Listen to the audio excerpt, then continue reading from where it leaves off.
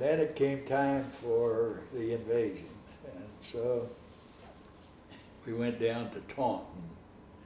And then on the invasion, we left Taunton at night in formation. And I led as a pilot 13 ships. And we were supposed to cross the coastline of France at 1,200 feet. And we got there all right, but at 1,200 feet, we were in the clouds. Wow. Oh, boy. At night, in formation, is not too good a place to be. Oh, boy. So everybody went down.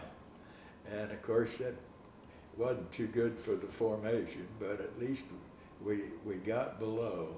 And I never forget when we got below the clouds, and we were in searchlights, and I had never seen them before. Oh. And they were so bright that you could look out the window of the airplane and see this black smoke from the projectiles out there exploding. The flak?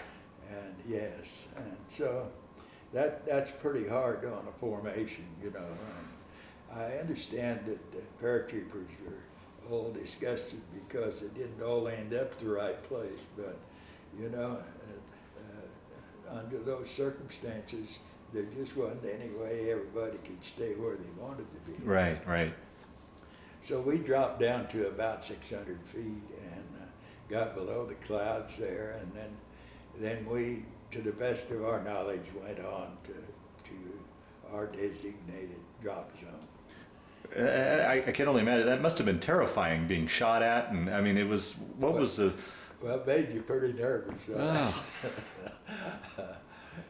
When we got to the drop zone, we dropped them all but one, and he had been shot when we were over the lights. There was a tremendous amount of anti-aircraft fire and lights there. And after we dropped the troopers, we kind of tried to assess what condition we were in. And we had one engine that we had to feather the prop on.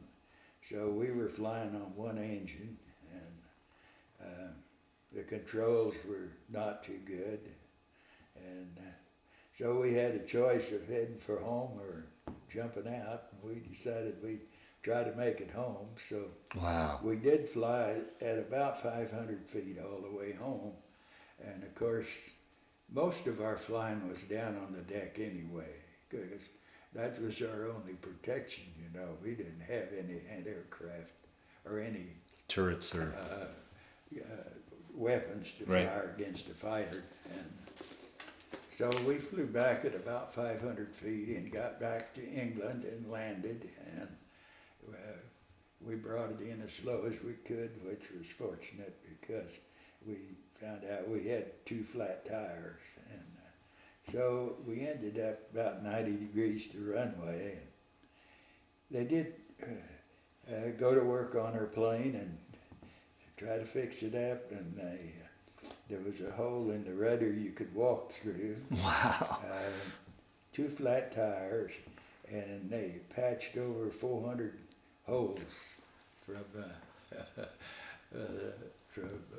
projectiles. And